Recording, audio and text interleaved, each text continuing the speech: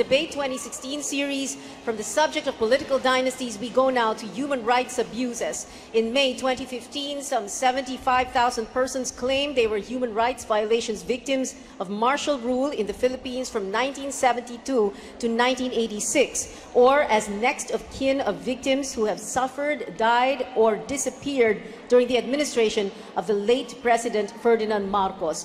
This next question goes to, and can I appeal to the audience, please? Can we please allow our candidates to finish their answers, okay? As the son, Senator Marcos, I'm sure you expected that question was coming yes, from you. Yes, I did. I certainly did. As the son of the late president, do you acknowledge that during your father's term, human rights abuses were committed, and are you willing to apologize for them? Your response, please.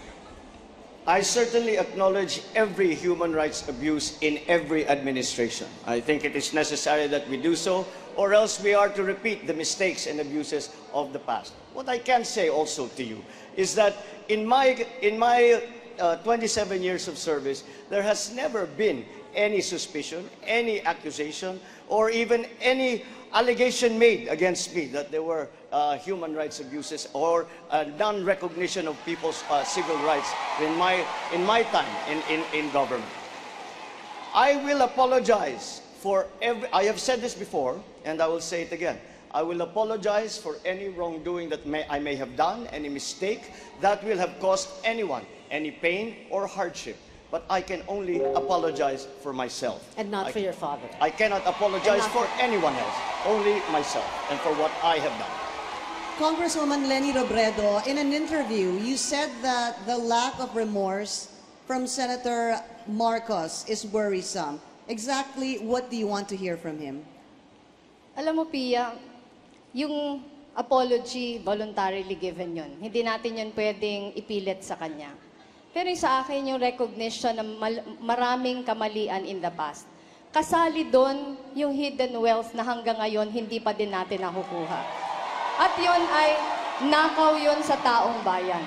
Hindi yata natatama na i-acknowledge lang yun. Kailangan ibalik yun sa atin. So now this is going to be a Marcos versus Robredo fight. Go ahead, Senator Marcos. Senator Marcos first. Me? Can I? Yes. Do I speak? Lahat ng mga question, lahat ng mga issue na binabanggit tungkol sa hidden wealth ay naging bahagi na ng mga iba't ibang kaso sa korte. At sa korte, kung ano man ang iutos, kung ano ang paghusga sa ganung mga issue ay susundan naman namin. At maliwanag na hindi naman kami lumalabag sa mga order ng kahit na anong court.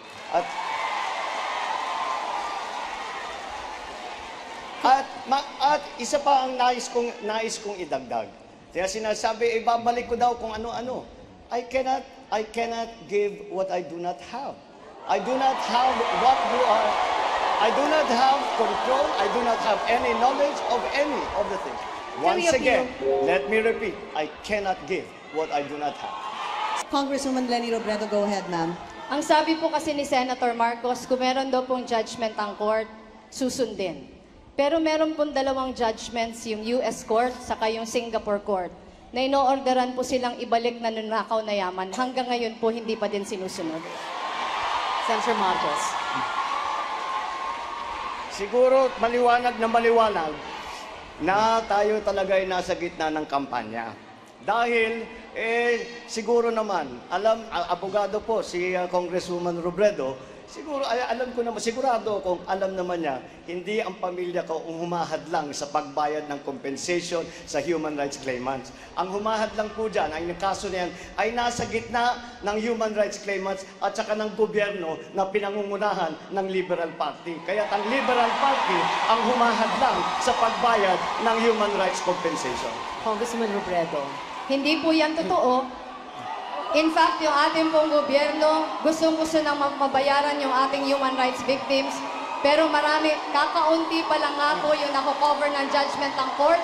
Ang dami pa po nilang natatagong yaman at nakikita po natin yan sa pagbuhay nila ngayon. Napakasimple lamang po. Hold on, candidates. Kung talagang ninanais ninyo na mabayaran ng compensation, bawiin ng gobyerno ang inyong claim at agad-agad mababayaran ng human rights. Ang gobyerno ang humahadlang, ang Liberal Party ang humahadlang.